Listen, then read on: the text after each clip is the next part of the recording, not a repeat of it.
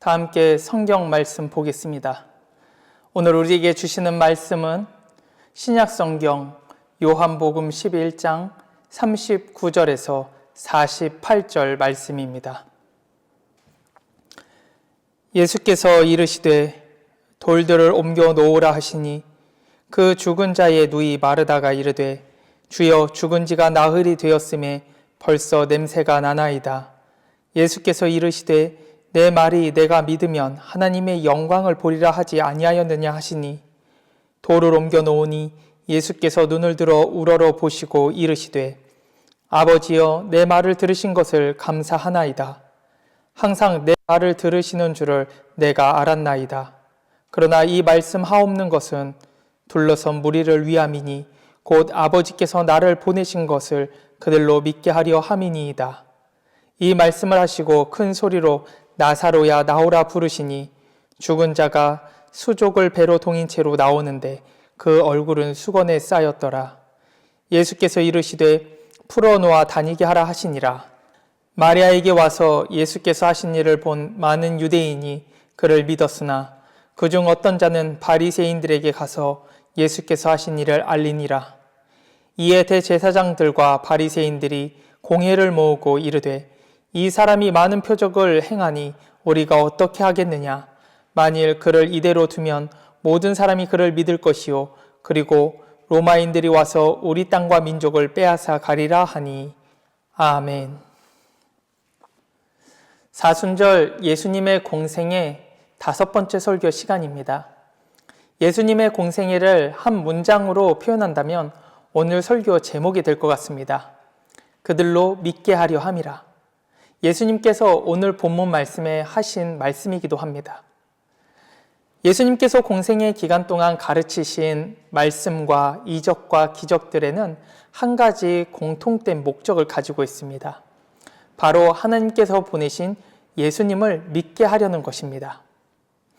예수님께서 스스로를 증명하기 위해 말씀을 가르치시고 또 기적과 이적을 행하셨다는 사실이 생소하게 들릴 수가 있습니다. 하지만 복음서를 보면 예수님께서 스스로 메시아이심을 여러 번 증언하고 계십니다. 요한복음 4장 25절에서 26절 말씀을 보면 예수님께서 물을 기르러 온 사마리아 여인과 대화 내용이 나옵니다. 그 대화의 맨 마지막 부분에 보면 예수님께서 스스로를 메시아인 것을 이 사마리아 여인에게 가르치고 알려주십니다. 또 마가복음 14장 61절에서 62절에 대제사장이 예수님께 질문을 합니다. 당신이 찬송받을 이의 아들 그리스도냐? 예수님께서는 그의 무릎에 내가 그니라 라고 자신을 드러내셨습니다. 요한복음 10장 9절에는 나는 부활이요 생명이니 나를 믿는 자는 죽어도 살겠다라고 말씀하시면서 자신이 구원자이심을 드러내셨습니다. 또한 마태복음 16장 21절에 예수님께서는 자신이 예루살렘에서 고난을 받고 죽임을 당하며 사흘 만에 부활할 것을 제자들에게 예고하시며 메시아로서의 사명을 알려주셨습니다. 요한복음 9장 35절에서 38절에는 맹인을 고치신 후에 그에게 이렇게 말씀하십니다. 내가 인자를 믿느냐? 너와 말하는 자가 그니라. 그 맹인과 대화하던 사람이 누굽니까? 바로 예수님이십니다. 예수님께서는 기적을 행하시고 또 자신이 의인, 하나님께서 보내신 의인 메시아라는 것을 이 맹인에게 증거하셨습니다. 마태복음 9장 2절에서 6절에 중풍병자를 고치신 후에 그에게 작은 자야 안심하라 내 죄 사함을 받았느니라.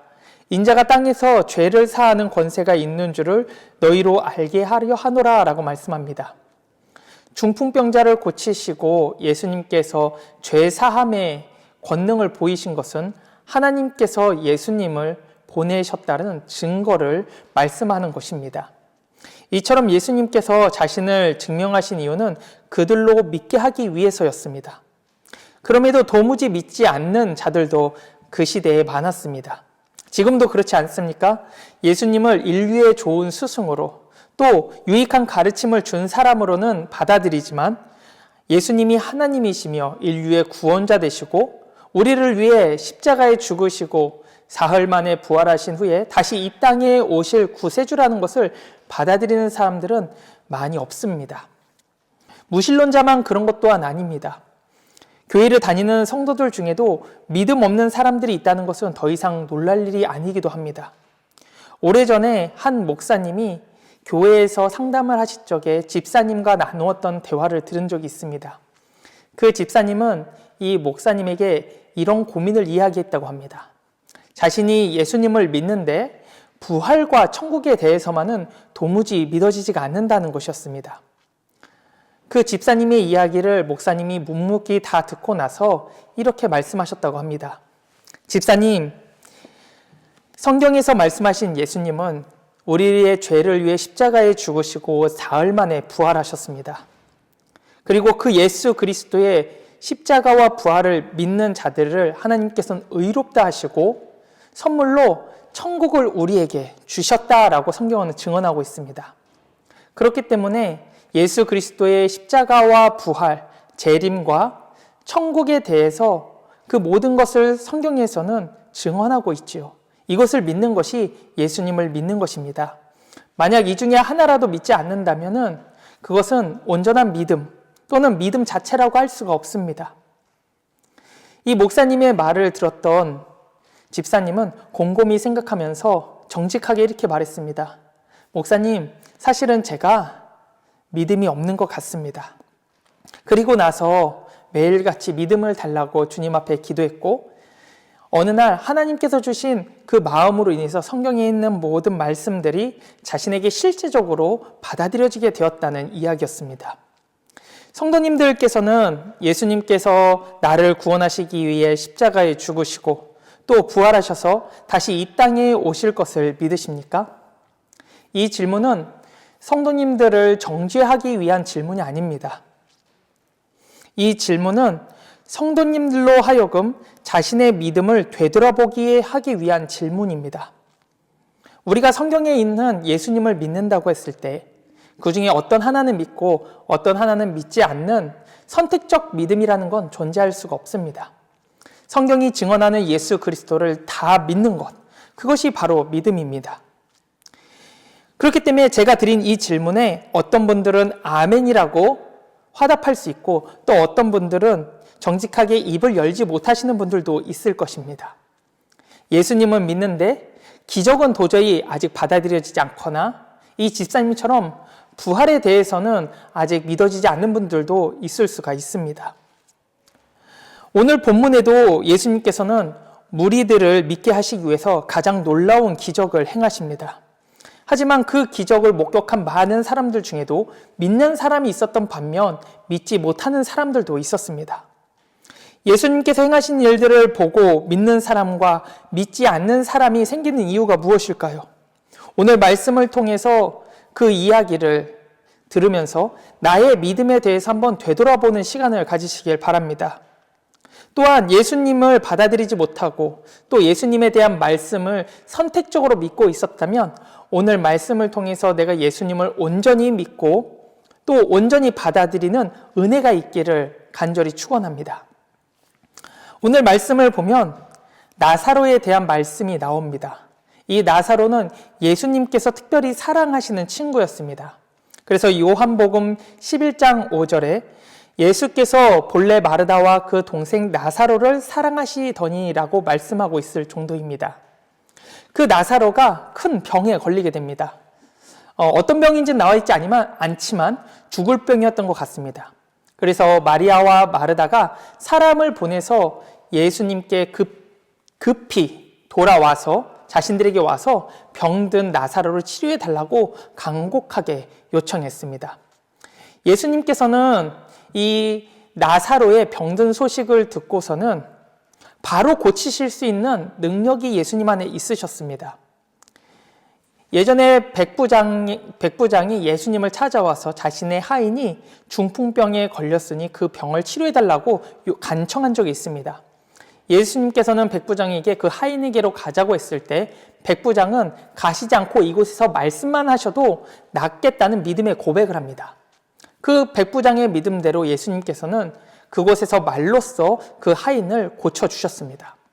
이와 같이 예수님께서는 사랑하는 나사로의 투병 소식을 듣고 그곳에서 말씀으로 이 병을 치료하실 수가 있으셨습니다. 하지만 그렇게 하지 않으셨습니다. 더군다나 이 소식을 듣고 바로 달려가야 했지만 가지 않으시고 이틀을 더 계시던 곳에 유숙하게 됩니다.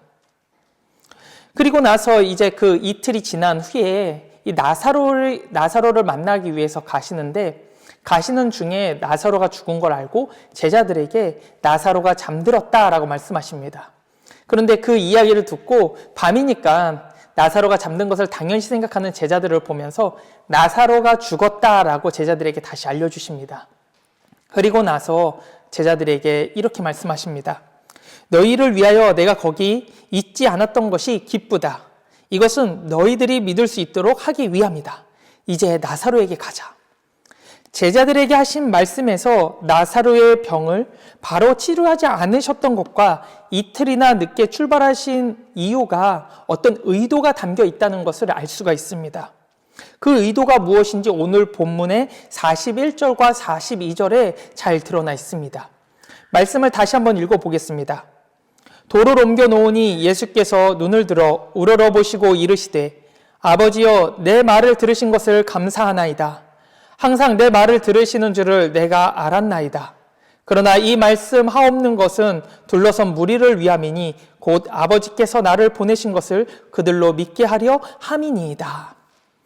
예수님께서는 제자들을 포함한 많은 유대인들이 하나님께서 자신을 보내셨다라는 것을 믿게 하려고 나사로의 죽음을 기다리셨다고 할 수 있습니다. 나사로의 죽음은 단지 한 사람의 죽음이 아니라 하나님의 영광과 능력을 드러내기 위한 죽음이었던 것입니다. 그래서 예수님께서는 나사로가 병에 걸렸을 때 말씀으로 바로 치료할 수 있으셨지만 치료하지 않으셨고 그에게 바로 갈 수 있으셨으면서도 가지 않으셨습니다. 그의 죽음을 통해 하나님께서 자신을 보내셨다는 것을 유대인들에게 알려주기 위해서였습니다. 그래서 예수님께서는 나사로가 죽고 나서 나흘이 되던 때에 나사로에게 가셨습니다. 이미 갔을 땐 나사로는 무덤에 묻힌 상태였죠. 예수님께서 죽은 나사로의 무덤 앞에 갔을 때 예수님께서는 그 나사로의 무덤의 돌문을 열으라고 말씀하셨습니다. 그때 마르다는 이미 시신이 썩기 시작해서 냄새가 진동한다고 말하고 있습니다. 나사로가 완전히 죽었다는 것을 말하고 있는 것입니다. 예수님께서 더 이상 하실 일이 없다는 것을 암묵적으로 둘러서 얘기하는 것이죠. 그럼에도 예수님께서는 마르다에게 돌문을 열으라 라고 말씀하십니다. 돌문이 열리고 예수님께서는 하늘을 우러러 하나님 앞에 기도하신 후에 그 돌문을 향해서 나사로야 나오라 라고 명령하셨습니다. 주변에 있는 사람들은 예수님의 행동에 어떤 생각을 가졌을까요? 죽은 자의 무덤을 연 것은 마치 우리나라에 이미 묻혀있는 시신을 파서 끌어낸 것과 마찬가지입니다. 거기다가 열려있는 무덤을 향해 나사로 보고 나오라고 큰 소리로 외치십니다. 그 모습은 기괴하기까지 하고 어떻게 보면 광인이라고 생각할 수도 있었을 것입니다. 죽은 사람에게 걸어 나오라고 한다면 어느 누구나 그렇게 생각할 수밖에 없을 것입니다. 죽은 나사로가 예수님의 명령대로 열린 무덤에서 걸어 나오자 많은 무리들이 크게 놀랄 수밖에 없었습니다. 죽은 지 나흘이 흘러 썩기 시작한 시체가 예수님의 말씀에 순종하여 걸어 나오는 모습은 기괴하다 못해 두려움을 주는 사건이었습니다. 그런데 그 죽은 나사로의 얼굴과 몸을 감싸고 있던 천을 벗겨내자 썩어 문드러져 가야 하는 그 몸이 이미 살아있었을 때처럼 새하얗고 온전한 살이 회복된 상태로 있었던 것입니다. 많은 사람들은 예수님께서 행하신 그 놀라운 기적을 보면서 예수님을 믿게 됩니다. 45절에 마리아에게 와서 예수께서 하신 일을 본 많은 유대인들이 그를 믿었으나 라고 말씀합니다. 이게 마리아에게 와서라는 말씀은 마리아를 위로하기 위해서 온 조문객들, 그곳에 있었던 유대인들을 말합니다. 그 유대인들이 예수님께서 행하신 일을 보고 예수님을 믿게 되었다는 것입니다. 예수님께서는 말로만 자신이 그리스도라고 외치지 않으셨습니다. 유대인들이 본 것처럼 행동으로 보여주셨습니다. 하나님의 영광과 능력이 아니면 할 수 없는 일들을 예수님께서는 행하셨습니다. 그렇기 때문에 그곳에 있던 유대인들이 예수님을 믿게 되었던 것이죠. 누가복음 7장 18절에서 23절을 보면 세례 요한이 감옥에 갇히게 됩니다. 그 세례 요한이 감옥에 갇히고 나서 자신이 기다리던 메시아가 예수님인지 너무나도 궁금했습니다. 그래서 제자들을 보내서 자신이 기다리던 메시아가 예수님 당신인지에 대해서 질문하고 오라고 제자들에게 시킵니다. 세례 요한의 제자들은 예수님을 찾아가서 요한이 궁금해했고 알기를 원하는 말을 동일하게 했습니다. 당신이 바로 메시아입니까? 세례 요한의 제자들의 질문에 예수님께서는 내가 메시아다라고 말씀하지 않으셨습니다. 그런 자들은 과거에도 있었기 때문입니다. 그래서 이사야서의 예언의 성취를 보여주신 사건에 대해서 말씀하십니다. 맹인들이 보게 되고 못 걷는 자가 걸으며 나병 환자가 깨끗해지고 귀 먹은 자들이 듣고 죽은 자가 살아나고 가난한 자들에게 복음이 전파되었다고 요한에게 가서 전하라고 합니다. 예수님께서 행하신 일로 자신이 메시아이심을 증명하고 요한에게 믿으라라고 믿음을 요구하고 계신 것입니다. 오늘 본문에서도 예수님께서 행하신 일로 무리들은 예수님을 믿게 되었습니다. 예수님의 기적을 본 유대인들은 이사야서의 메시아의 예언을 떠올렸을 것입니다. 죽은 자가 살아나고 그들의 시체가 일어나리라. 이사야서의 예언이죠. 죽은 나사로의 부활은 단순히 기적이 아니라 구약에 예언된 메시아의 예언이 실제로 자신들의 눈앞에 일어난 사건이었습니다. 무리들은 이사야에서 예언한 메시아 예언이 자신들의 눈앞에서 이루어진 것을 보았고 무리들은 예수님을 믿는 것은 단지 기적 때문만이 아니라 그 메시아의 예언이 자신들은 눈앞에서 성취되었기 때문에 예수님을 믿었던 것입니다. 예수님께서 행하신 기적과 예언의 성취를 보았다면 예수님을 믿는 것은 당연했습니다. 유대인들은 이사야 선지자가 말한 그 메시아를 오랫동안 기다려왔습니다. 특히나 당시에 로마의 압제를 받고 있는 상황이었기에 유대인들은 메시아의 도래를 간곡하게 소망하고 있었습니다. 그렇다면 그 이사야서의 예언에 대해서 모를 수가 없는 것입니다. 그 예언이 자신의 눈앞에서 이루어졌고 예수님을 통해서 일어난 것을 보면서 예수님이 바로 메시아, 하나님께서 보내신 자라는 것을 믿게 된 것이죠. 하지만 모두가 다 예수님을 하나님께서 보내셨다는 것을 믿은 건 아닙니다. 메시아로 받아들인 것은 아니었습니다. 본문 말씀의 45절과 46절 말씀을 보면 마리아에게 와서 예수께서 하신 일을 본 많은 유대인이 그를 믿었으나 그 중에 어떤 자는 바리새인들에게 가서 예수께서 하신 일을 알리니라. 그 예수님의 이적과 기적을 목격한 사람 중에 어떤 사람은 이제 바리새인과 대제사장에게 가서 예수님께서 행하신 일을 이제 말해줍니다. 이 사람에 대해서는 성경에서 자세히 나와 있지 않습니다. 믿음이 있었던 건지 없었던 건지 예수님을 메시아로 받아들인 것인지 받아들이지 않은 것인지에 대해서는 명확하지 않습니다. 다만 이 사람을 통해서 예수님께서 나사로를 살리신 일에 대해 듣게 된 대제사장과 바리새인들을 잘 보아야 합니다. 대제사장과 바리새인들은 예수님께서 죽은 나사로를 살리셨다는 소식을 듣게 됩니다. 말씀에 능통한 대제사장과 바리새인들이라면 당연히 이사야의 예언된 메시아를 떠올렸을 법합니다. 하지만 그들은 오히려 예수님을 죽이기로 모의를 합니다. 그들의 이런 모습은 예수님께서 십자가에 죽으시고 사흘 만에 부활하신 사건에서도 잘 드러납니다. 예수님의 무덤을 지키던 병사가 대제사장에게 찾아와서 예수님의 부활했다는 소식을 알려주었습니다. 그때 이 대제사장은 자신의 잘못을 회개하고 예수님 앞에 나아가 용서를 구하고 메시아이신 예수님을 믿어야 마땅했습니다. 하지만 그렇게 하지 않았습니다. 자신에게 이 소식을 전해준 병사에게 제자들이 와서 예수의 시신을 훔쳐갔다라고 소문을 내라고 합니다. 거짓을 퍼뜨린 것이죠. 이들의 모습은 어떻게 보면 진실을 외면하고 더 나아가 거부하는 듯한 모습을 보이기까지 합니다. 이들의 모습에서 우리는 예수님을 믿지 않는 자들의 모습을 보게 됩니다. 이들은 하나님을 믿을 뿐만 아니라 말씀에 대해서도 그 누구보다 잘 알고 있었습니다. 그럼에도 불구하고 예수님께서 행하신 일들을 보고 예수님을 믿는 것이 아니라 이미 마음에 벽을 쳐놓고 예수님께서 어떤 일을 하시던 어떤 말씀을 하시던 그것을 받아들이지 않고 있는 것입니다.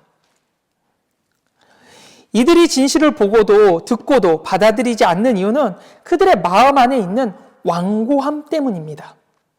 대제사장과 바리새인들은 예수님을 믿고 따르는 무리들이 많아지면 로마의 군대들이 들어와서 정치적뿐만 아니라 종교적인 부분까지 간섭하고 개입하여서 결국 자신들의 이익과 권력과 지위가 사라질 것을 두려워했습니다. 그래서 48절에 보면은 만일 그를 이대로 두면 모든 사람이 그를 믿을 것이요 그리고 로마인들이 와서 우리의 땅과 민족을 빼앗아 가리라 하니 라고 말씀합니다. 그들은 예수님을 죽임으로써 자신들의 지위와 권력을 지키려는 결정을 내린 것입니다.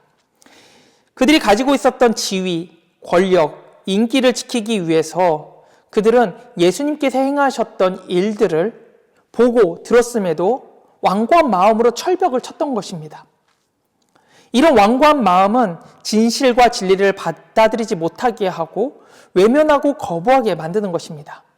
내가 지금 누리고 있는 것, 이것을 지키기 위해서 예수님께서 보이시고 행하셨던 일들을 거부하는 것이죠. 듣지도 보지도 않고 알려고 하지도 않는 것입니다. 이런 일들이 이 당시에만 있었던 것은 아닙니다. 제가 예전에 띠세 마을에 대해서 이야기를 드렸던 적이 있습니다. 이 띠세 마을은 태국의 치앙라이에 있는 높은 산에 있는 마을입니다. 이 마을에 족장으로 있었던, 어떻게 보면 추장으로 있었던 마을의 대표가 어느 날 죽게 되었고 그 죽음 가운데 예수님을 만나서 다시 살아나 마을 사람들에게 예수님을 믿어야 한다고 이제 전도하기 시작했습니다. 그 추장은 사실 어떻게 보면 족장이죠. 그 족장은 사실 자신이 무당이어서 마을에서 행하는 어떤 우상을 섬기는 일, 주술적 행위를 다 집도하던 사람, 관리하던 사람이었습니다. 그런 족장이 지금은 예수님을 만나고 예수님을 믿게 되어서 마을 사람들을 다 예수님을 믿는 사람으로 만들어 버린 것입니다. 그래서 이 족장이 자신의 마을에 교회를 짓기 위해 선교사님을 찾아왔고 선교사님은 그와 함께 마을로 가서 가장 마을 높은 곳에 있었던 산당에 사람들을 모아놓고 그곳에 산당에 불을 지르고 예수님만 믿기로 다 같이 결의를 했습니다. 그리고 그곳에 교회가 세워졌죠. 그런데 제가 작년에 그 띠세 마을을 갔는데 어느 날 아침에 선교사님이 저를 불러서 교회 뒤편으로 간 것입니다. 교회 뒤편에 갔더니 대나무나 나무로 만든 팻말들이 빼곡하게 박혀져 있는 것입니다. 알고 봤더니 마을 사람들 중에 일부가 그곳에 우상을 세워서 그곳에서 우상을 섬겼던 것입니다.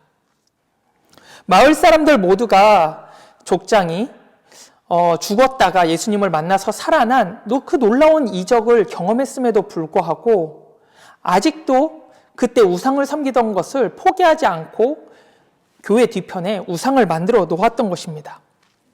그들은 왜 예수님을 믿는 것보다 우상을 믿는 것을 계속 포기하지 못하고 있었던 것입니까? 그들이 과거부터 오랜 시간 동안 우상을 섬겨왔던 그 시간과 그 노력과 그 에너지를 포기하기가 어려웠던 것입니다. 자신의 눈앞에 보였던 그 족장의 죽음과 그의 살아남과 그가 전했던 예수 그리스도, 그 모든 것을 가까이에서 보고 들었음에도 불구하고 우상을 포기하지 못했던 것이죠. 이들이 가지고 있었던 마음의 완고함이 바로 그것입니다. 전통, 그리고 오랜 시간 내가 섬겨왔던 노력. 그렇기 때문에 예수님을 받아들이기가 어려웠던 것입니다. 지금도 마찬가지입니다. 많은 사람들이 예수님에 대해서 모르지 않습니다. 예수님이 어떤 분이고 교회에서 전하는 예수님이 어떤 분이신지를 다 알고 있습니다. 그럼에도 예수님을 받아들이지 않고 믿지 않는 이유가 무엇일까요? 제가 전도했던 한 친구는 이런 말을 했습니다. 예수님을 믿으면 술 못 마시잖아. 예수님을 믿으면 내 마음대로 못 살잖아. 예수님을 믿으면 매일 일요일마다 교회 가야 되잖아. 나는 술 포기 못해. 나는 일요일에 노는 거 포기 못해. 그들의 마음 가운데 가지고 있었던 완고함이 무엇입니까? 나라는 완고함인 것이죠. 나라는 완고함. 내 거, 내 시간, 나의 물질, 나의 시간, 나의 노력, 나의 즐거움. 그것을 포기할 수가 없다는 것입니다. 그래서 예수님이 어떤 분이시고 행하신 일이 무엇인지에 대해서 들으려고 하지 않고 보려고 하지 않고 또 그것을 깊이 있게 공부하려고 하지도 않습니다. 그냥 처음부터 강한 철판으로 막아 놓은 것입니다. 이런 완고한 마음이 무너져야 진실을 제대로 볼 수가 있습니다. 우리나라 최고의 지성인인 고 이어령 교수님에 대한 이야기를 들어보셨을 겁니다. 그는 기독교를 비판하던 지성인 중에 지성인이었습니다. 한 번은 노아의 방주 이야기에 대해서 이런 말을 했습니다. 내가 노아라면 모든 사람이 다 물속에 빠져 죽는데 혼자 살겠다고 방주를 만들지 않겠다. 이런 말을 하기도 했었습니다. 그만큼 기독교에 대한 반감과 비판이 있었던 분이었습니다.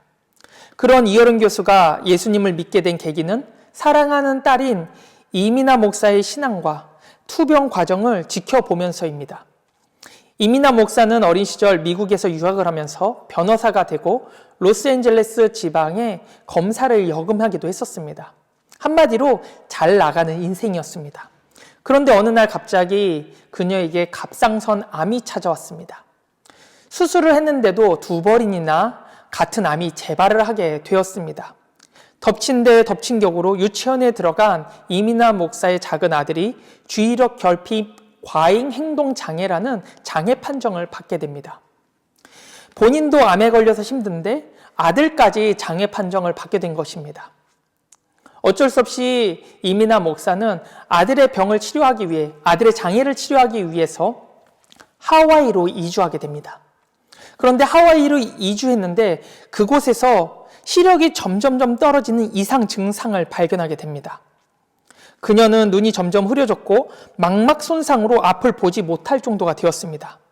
소식을 들은 이어령 교수는 급히 하와이로 와서 딸을 위해서 굳은 일을 다 하기 시작했습니다.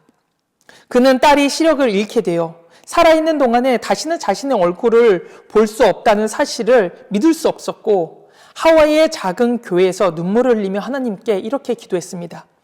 하나님, 나의 사랑하는 딸 미나에게서 빚을 거두어 가시지 않는다면 남은 삶을 주님의 종으로 살겠습니다. 그의 기도는 겸허하고 진실했습니다. 이전에 교회에 가지고 있었던 완고한 마음은 찾아볼 수가 없었습니다. 얼마 후 기적처럼 이민아 목사의 시력은 회복되었고 병원에서도 망막이 완전히 회복됐다고 진단했습니다. 이민아 목사의 장애가 있었던 아들도 그 장애가 완치되었고 이를 계기로 이어령 교수는 예수님을 믿게 되었습니다. 이어령 교수는 이성이라는 완고한 마음 때문에 예수님을 믿지 않았던 대표적인 사람입니다.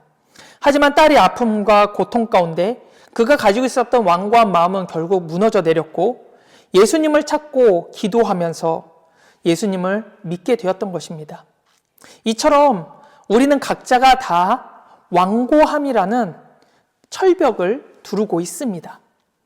이 철벽을 두르고서는 예수님을 만나려고 한다면 도무지 만날 수가 없습니다.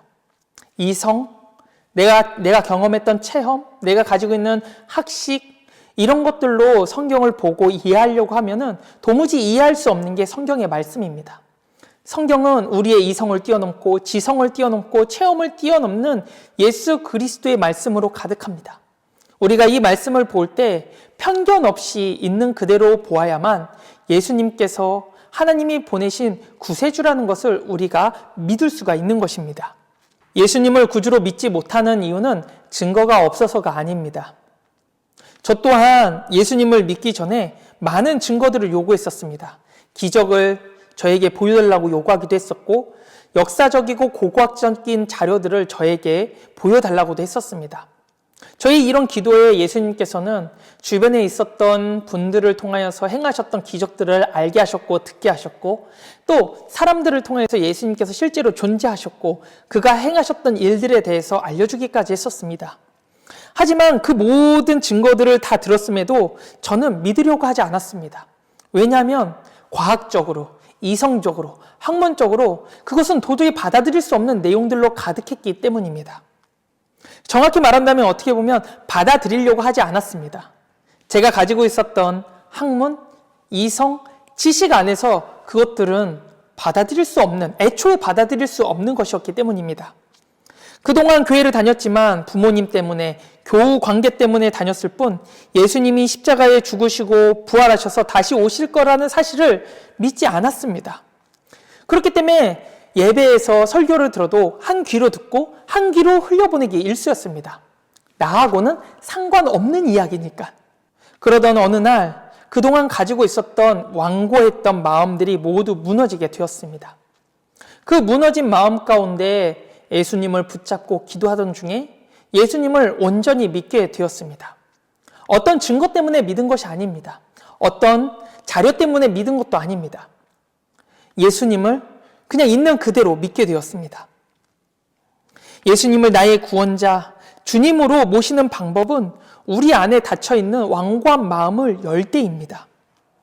제대로 확인도 해보기 전에 아니요라는 철판을 마음에 덧댄다면 어떤 하나님의 말씀, 예수 그리스도의 말씀이 오더라도 우리는 그것을 받아들일 수가 없습니다. 마음을 열고 겸손하게 진실을 향해 걸어갈 때 살아계신 주님을 마주하게 됩니다. 요한계시록 3장 20절 말씀에 볼지어다 내가 문 밖에 서서 두드리노니 누구든지 내 음성을 듣고 문을 열면 내가 그에게로 들어가 그와 더불어 먹고 그는 나와 더불어 먹으리라고 하셨습니다. 우리의 마음의 완고함을 제하고 주님께서 들어오시도록 열어놓으시길 바랍니다. 우리는 예수님께서 십자가에 죽으시고 부활하셨으며 앞으로 이 땅에 다시 오실 것이라는 사실을 증명하는 성경을 가지고 있습니다. 이 성경보다 더 확실한 증거는 없습니다. 성경을 기록한 저자들이 만약에 예수 그리스도께서 하신 일들, 또 그분이 메시아가 아니라면 예수님에 대해서 기록했을까요?